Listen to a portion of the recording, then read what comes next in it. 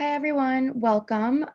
This is actually our last workshop of the semester. Today's topic is going to be about presentation innovation, specifically on creating creative slideshows. My name is River. I'm the graduate assistant at the ADP Center, and let's get started. So today we're going to be discussing 4 different presentation programs. The first one being Google Slides, second Slido, third Kahoot, and lastly Prezi. Okay, so before we get into each of them, let's just quickly go over why creative slideshows. Why not just a plain ordinary slideshow? So creative slideshows are great because they make your presentations interactive and conversational. It keeps your audience engaged rather than just kind of going on a rant and having the speaker just kind of talking the whole time. You can lose some of your audience members. So by adding creative elements to it, you can actually keep your audience engaged and kind of pay attention more. You can also receive feedback and incorporate them and their opinions. And so you can understand how you want to gear your presentation to better serve them. It's great because a lot of these programs, no download is necessary. So, that can get tricky with audience members and who is going to have the time to download something during a presentation or even want to. So these apps are pretty great because they're very user friendly and it's simple to use. And lastly, they're accommodating for people who may not learn with auditory or just by hearing things. Creative slideshows are great for visual learners, people who have to see things to learn. So please note that the aesthetics of a presentation, while they do make a difference, there's nothing wrong with original slides that are kind of more basic. They just don't appeal to visual learners as much. It doesn't make them any less good or anything like that. But if you wanted to spice or spruce up your presentation and make it a little bit more creative and fun and interactive, you can do so by using some of these programs. Okay, so the first one is Google Slides. So this one is the basic cloud-based presentation application. I'm just going to cover it very quickly just to make sure that, because this is what we're going to base all of the other apps off of. So Google Slides is actually a part of the Google Suites or the Google programs that it offers. And you can actually store them in Google Drive, which is it's basically the same thing. It's a cloud-based filing cabinet or like a storage. And you can actually access it from multiple different devices as long as you have internet. You can build and simultaneously edit presentations by yourself or with other people on a team. So you can collaborate, which is really great. Another really good thing is that you can actually import an existing PowerPoint and rather than having to copy paste individually and plug it all in, you can just import all the slides and then make your edits on Google Slides. It is easy to share, very simple to share and present a presentation. You can either share via link or you can embed it into Google Sites. If you share the link, other Google users will have access to it and will be able to view the presentation. And there are actually different options. You can either allow them to edit, which gives them full access to it just like you. You can allow them to just view, or you can allow them to comment. So there's a couple different options. Google Slides is also available on the iOS and Android app stores. So you can make edits from your phone or tablets through the application. Just a little caveat, Google Slides can only be shared within the Google community. So you have to have a Google account to access it and to create it. And then another disclaimer is that if you are planning on using a certain presentation for, repeat usage, or you plan on using it, say one day, the day comes and you disaffiliate from Montclair State University, If you created your Google account with your if you created your Google presentation with your Montclair account, you might lose access upon disaffiliation, or if, basically Montclair owns your presentation because it's created on their account, or not account, but with their email.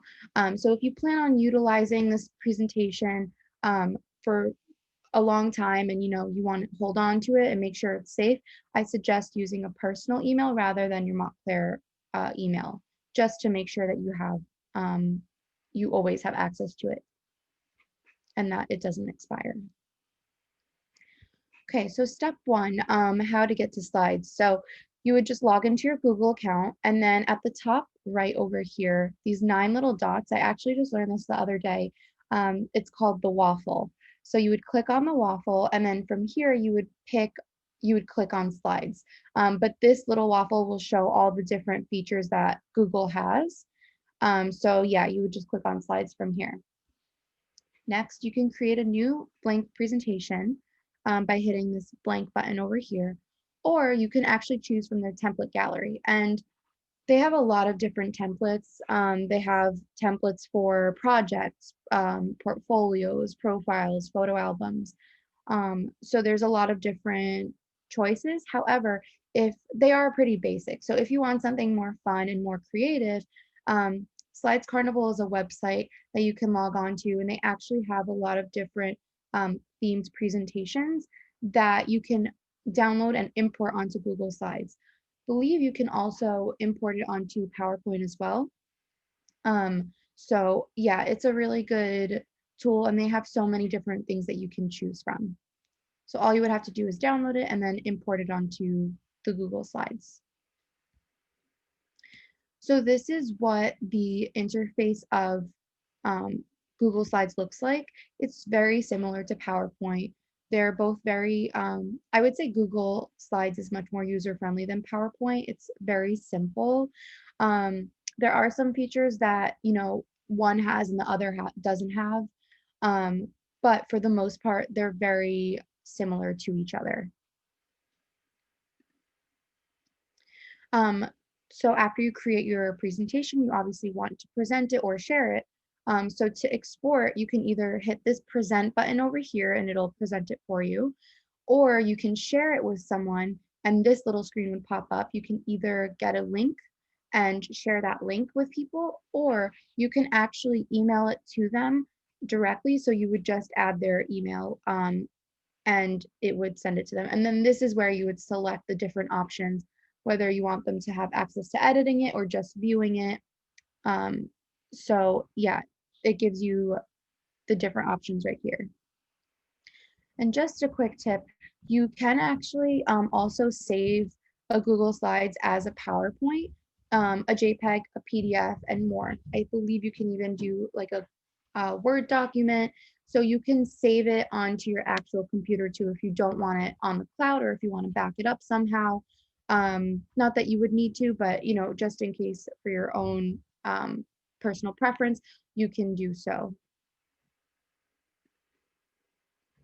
A quick tip is that the presentation actually saves your slides automatically. So you don't have to keep hitting, Control Save or Control S. It will just do it for you as long as you have internet. You want to make sure that you have internet so the changes are saved. But another tip is that if, say you messed up and you want to go back to the original version, or, you just want to go back to the version that what you maybe like made some changes that you don't like anymore, and you want to go back to the version previously. If you look at this over here, next to the help button, it says all changes saved in Drive, and you can actually click on that and it'll show you all of your version histories. So every time you made an edit, it will actually list it here and pop up right here. So you can click, let's say, I don't really like the November 3rd current version. So I'm going to click on the November 3rd at, before I started making all these edits at 10:26 a.m. I'm going to click on that and it'll bring you back to how it was before. Okay, So next is Slido. So we can actually use Slido to enhance our presentations and make them more creative and interactive. I'm going to let this video do the explaining because it covers all of the topics very well. Are you a speaker, a trainer, or a manager who runs meetings? Then you have to use Slido. Slido is the ultimate Q&A and live polling platform that creates a conversation between you and your audience.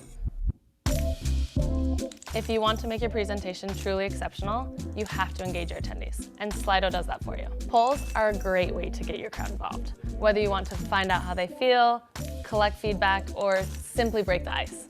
With Slido quizzes, you make learning fun, and you can find out how much your audience has learned. Do you have people in your audience who are scared to speak up? With Slido questions, they too have a voice. And you can even see which questions are the most important using upvotes. Being a presenter is tough enough. Slido integrates with Google Slides, so everything is together in one place. Oh, and all the data you've collected, it's safely stored. So you can export it, analyze it, and use it to make your presentations even better. So that's it. Slido's intuitive, easy, and your audience does not have to download anything. Try it yourself and make your presentations more conversational and interactive with Slido. Okay. So we're actually going to do a quick demo. So if everyone can just either scan this barcode, this QR code, or go to www.slido.com and then enter the event code. It's just going to be ADP Center.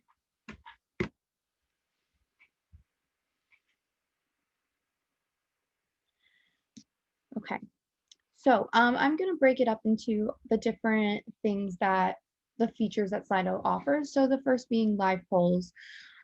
You can actually choose different kinds of polls and different answers for these polls. So you can choose from multiple choice, open text, word cloud, quizzes, or even like star ratings. You can allow for either, if you do a quiz and there could be a correct answer versus, an incorrect answer or like no correct answer at all. You can display or hide the results from the audience in case you want to kind of build anticipation and then show it to everyone later, or if you don't even want the audience to have access to it at all. So that's great. So this had been done during our last session. We had done a poll and everyone had contributed, and this was the results. I'm actually going to reset this and I'm going to show you guys the interface of, or like the, I forget what that word is. This is like the home screen for people who use Slido. So if I was to create a poll, this is exactly where you would log on and manage it from. So let's deactivate this. And then we're going to reset the results so we start fresh. We're going to do so for all of these.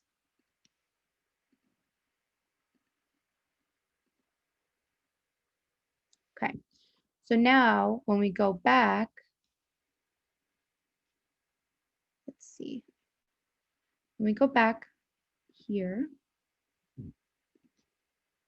we're going to present and it's going to be refreshed and starting from 0 basically. Okay, so what is your favorite color? Let's see what the results are.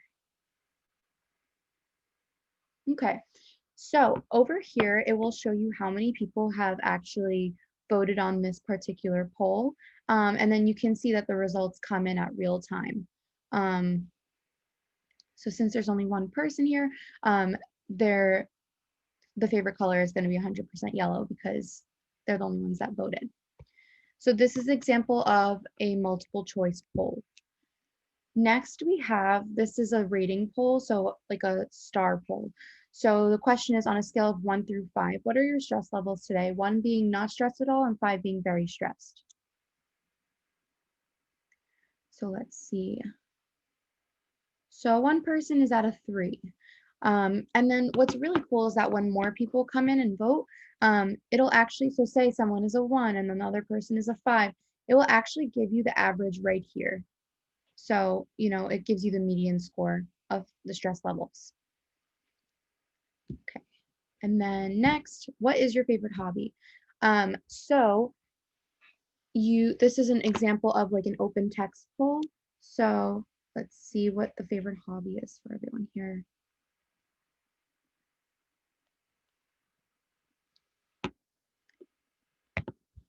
Okay, someone said visiting the ADP center. Cool. Um, so, and all the participants, you don't actually have to share your name, which is great because some people might not feel comfortable with that. So it's really, you stay anonymous. You can always edit your response too. So I think that this is a very useful tool. Along with polls, participants can actually ask a question at any time. If you take a look at your screen on your phone, next to the polls, there's a Q&A button, and you can ask a question at any point. And then the audience can also upvote these questions that they think are most interesting to show the most popular questions. So let's see what questions are going to pop up.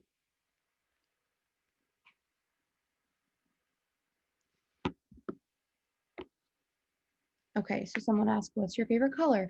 And then with the upvotes, they're going to show right here.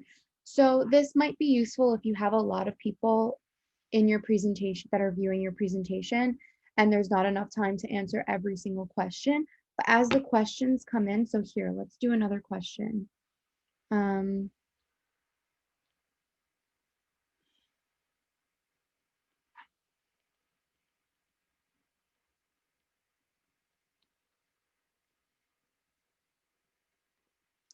Okay, so I just added a question.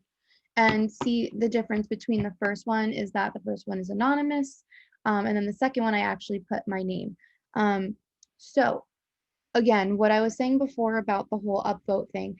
So say you have a lot of people in the audience and there's not enough time to read all the questions, you can see how many people upvoted it, and the most popular questions will actually float to the top. You can also show it, like display the options with recent, the oldest ones, or the starred ones. So there's different ways to view which questions you want to answer. And then what's really cool is that you can also highlight it and when you're on that question, so everyone is following along. And then once you're done, you can hit this check mark over here and it'll go away. So simple. And then it's great because anyone can join at any point just by logging on to their phone. Okay, so after all of this, the polls and the questions, you can actually present these polls through infographics. So it'll create really nice little simple infographics that break down all of the information that was collected through these polls and through the questions. Then you can also export these results by either downloading it onto your computer or even uploading it to your Google Drive, which would be cool because then, for example, if you want to utilize these numbers, you can always share that in your next presentation. Or, if you're creating a presentation based off of the results of this presentation, you can do so by utilizing those infographics. So I'm going to show you guys in a bit. But before we get to the actual site, instead of having to switch between Slido and your presentation, you can run both of them simultaneously. So you know how certain other programs such as Pear Deck, you actually have to use 2 different devices to kind of to present the actual presentation, but then also kind of manage it from a different device, so you can flip through and kind of monitor all the comments or the questions and all the activity there. So with Slido, it's great because just like how it was shown in this presentation with the demo a couple of slides back, you don't have to do anything from a different device. You can all just run them both from your slide, and you would do so by utilizing the add-on for Slido. So you would just download that add-on and you can just run both at the same time. And then again, your audience can join from any device. They don't have to download anything. However, there is another quick caveat. In order to actually integrate Slido to Google Slides, you do have to use a personal email that is not affiliated with Montclair. Unfortunately, we don't have access to doing that with our Montclair emails. However, you can do so with any other email that is not a Montclair email. So it's just something to keep in mind. And then a quick tip, I'm going to show you guys when we actually go onto the website in just a second, but you can actually also group polls together so you can present them according to your schedule. So for instance, if you have the same presentation at 2 different times in the same day, you can set a session date and time. So for example, session 1, and it's on November 10th at 4 p.m. Create it. Then for your next session, it will reset the poll. So like how I had to go back and manually reset everything in the beginning of this presentation, it would have just automatically done that for me had I created a second session. Okay, so before we get to the pricing, let's go to the actual site. So this is what it would look like when you first log on. Again, you can, as you can see, you can incorporate it into your Google Slides, your Microsoft PowerPoint, your Teams, or your Zoom, which is, I guess Zoom is coming soon, which is really cool actually, because that could be very helpful to a lot of people. So we use the one demo, and these are the questions. And so since these questions were already answered, it's not going to show here because this would be like, this would only show if it was active or live at the moment. So let's say we make it active by hitting this green button over here. It's going to show all the results right here. When we stop it, we deactivate it, and then we can actually hide results by click on this button. We can also lock the voting so no one else can come in and vote. And if we want to reset the results, we just hit these 3 little buttons here and press reset results. And then also if we wanted to assign a session, we would just hit this button over here and then schedule it. Again, you can see the different types of questions. So yeah, and then also we can see like what all the results are. We can export it. So there's different options. With the Q&A, since there are no live questions, they're not going to pop up right here. But you can actually take a look at all the archive questions. So these are the questions that were actually asked in all of the previous sessions, including today's. So again, you can export this as well. And then lastly, if you hit the analytics button, this will break everything down for you. It'll show you all the active participants, how many questions you got, how many likes and dislikes there were, what rate was anonymous, so on and so forth. And then if we hit the infographics button, it allows you to kind of click on a theme. So let's make it red. If we wanted the link, we can hit that, but let's just open in a new tab, and it creates this really easy to follow infographics,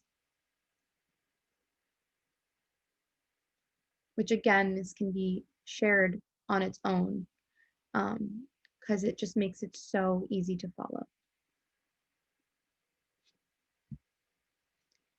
Okay, so when it comes to pricing, what we just used was actually the basic version.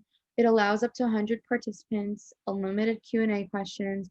However, the only thing that can be kind of an issue would be that you can only do 3 polls per event. However, there are ways around it. So if you don't want to pay and you want to add more than 3 questions, you can just create another event and have people log on with a different, so instead of writing, ADP Center as their login code, they would just you would create a new event and create a new code. So I don't know, ADP Center 1 this time, or whatever you want to make it. If you plan on having a lot more people, like 200 participants, 1,000, or even it goes up to 5,000 participants, you can pay, but this seems like a little bit more of like a team thing, or like a much more professional, for professional use. So I think that the basic is pretty sufficient, but again, it depends on what your needs are. So that was Slido. Now we have Kahoot, and Kahoot is basically, in some aspects, it's similar to Slido, but it's more kind of like a game-based learning platform. It can also be used for e-training. It can be used for students for them to learn, but it can also be used for professional usage as well. It can be integrated with Google Hangouts, Slack, Microsoft Teams, and Zoom. Unfortunately, it can't be integrated with Slides. You can't use it as an add-on. However, I do believe that there is a way to somehow incorporate Kahoot onto your presentation. I think you would have to import your Google Slides onto Kahoot, and it would like work that way. But you can't import Kahoot onto Google Slides. And again, it's great because it gives your audience a voice, and you can reinforce the content that is being taught on the presentation with quizzes. So this is just an example question bank. When you're creating a question, it will actually give these 4 little shapes, and you would just hit that, and that would come up on your phone. So this is another program where you have to have the audience log in from your phone. So we're going to actually do a quick demo. Let's do it together.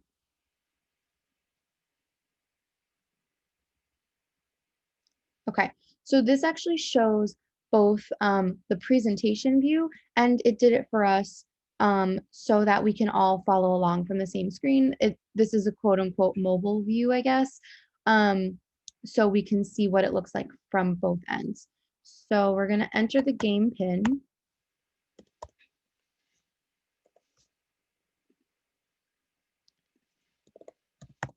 Okay, and then we're going to start. So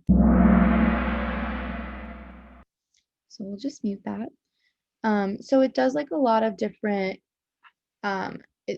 quizzes. It provides information.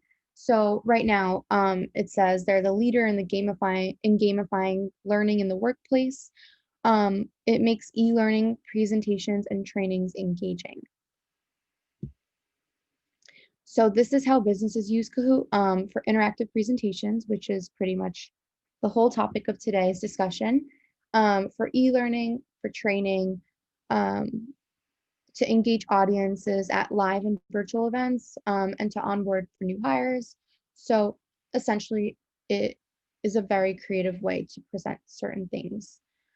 So it asks us a poll. So this is an example of how the audience would use Kahoot. So it won't give the actual words here, it'll just give the shapes. So how do I personally think I'll use Kahoot? Probably presentation, so I'm going to hit this little circle. And then it'll show you all the results right here. Okay, so next, ways to play live, in person, or via video conference. So you can do it both in person or through virtual presentations as well. There are also self-paced games, which are cool, rather than having everyone do the same thing at the same time. So another quiz, you cannot play Kahoot via, I'm gonna say Bluetooth. So you can play Kahoot on a browser of a phone, the browser on a laptop, or even Kahoot has an app and you can play it from there.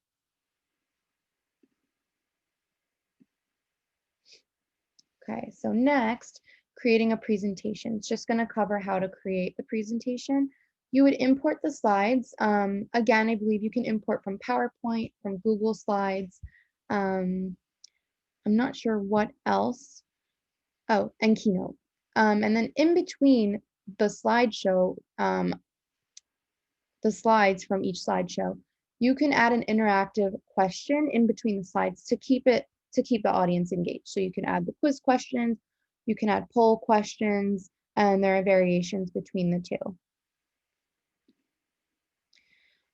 Also, you can upload images, so that kind of adds to the creativity as well. You can choose from your computer, or you can choose from the image library that I guess they provide from Getty Images. You can also add YouTube links as videos, or you can do an image reveal, so kind of create the anticipation and have a build up and then have the image pop up later on once you are ready for it to present. Okay, and then some tips and tricks to keep engagement high. Try to have no more than 50% slides in your presentation. So have an equal balance of slides and interactions. You can tell a story by dividing the presentations into chapters. And then so you can mix the slides and the interaction questions. They suggest to keep it short and try to stay under a total of 20 slides and questions. Get some real-time feedback by utilizing the polls and the word clouds. And then lastly, add explanations when assigning self-paced challenges. So you want to, when the audience or the user is flipping through, you want to give them some information and explanations as they're doing the self-paced challenge. Okay.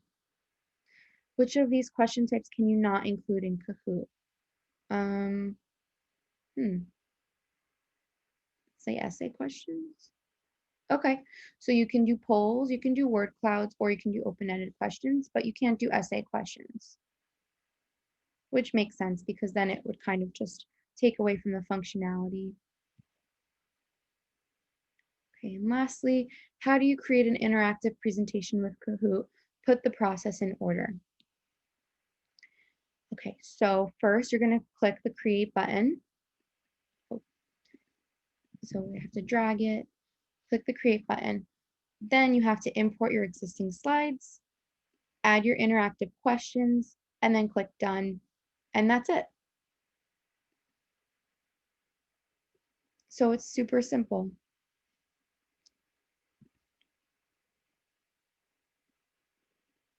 So yeah, that's that.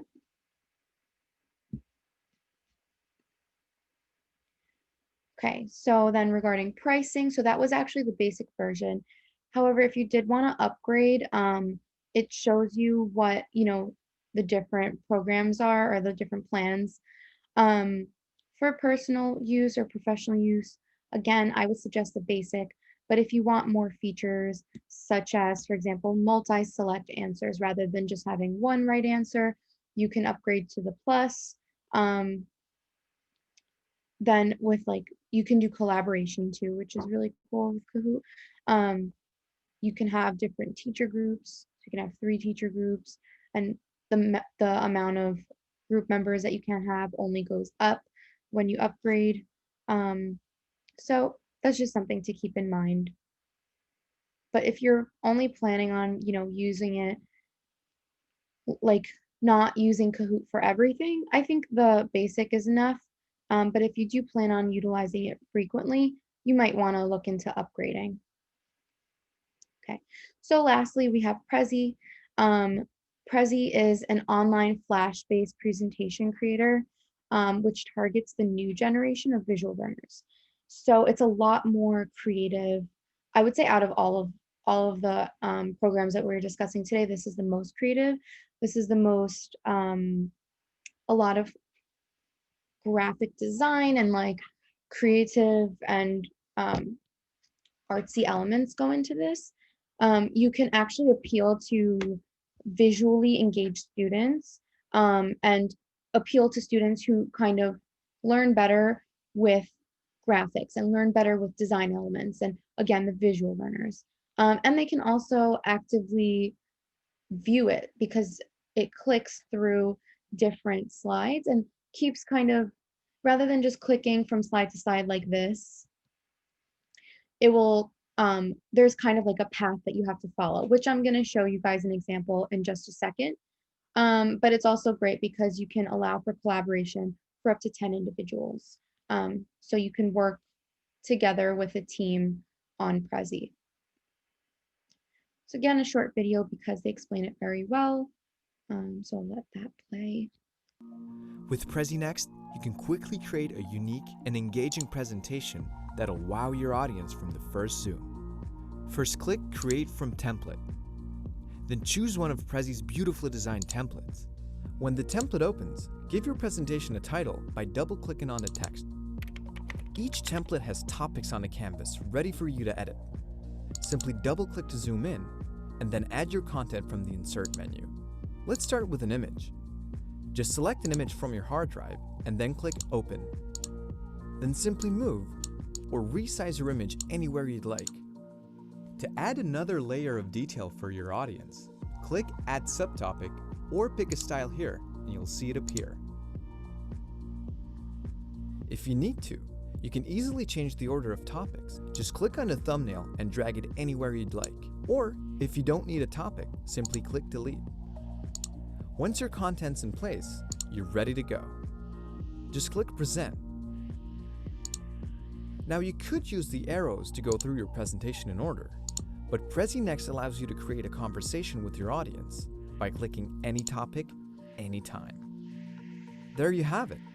Now you're ready to take your presentations to the next level with Prezi Next.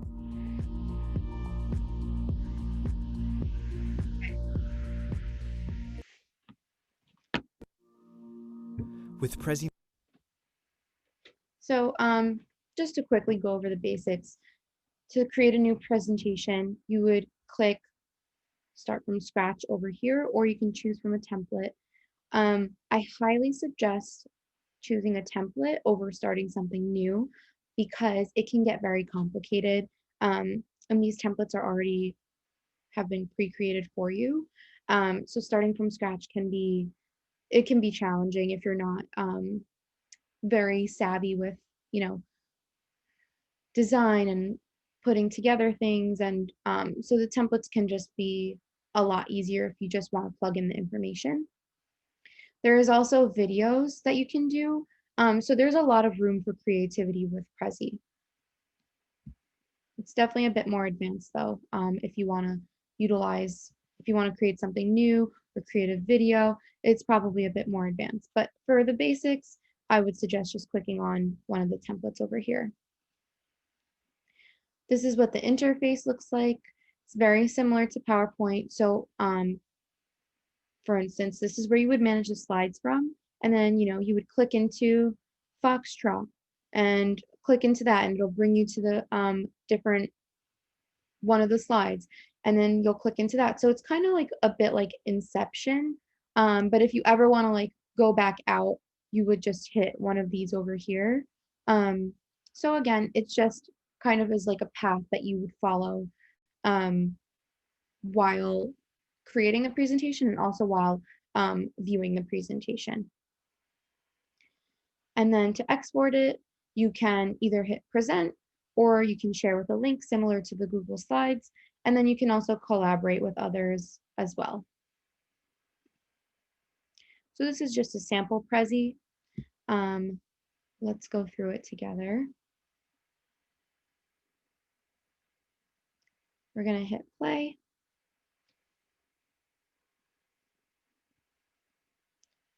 So this one is kind of looks like a newspaper.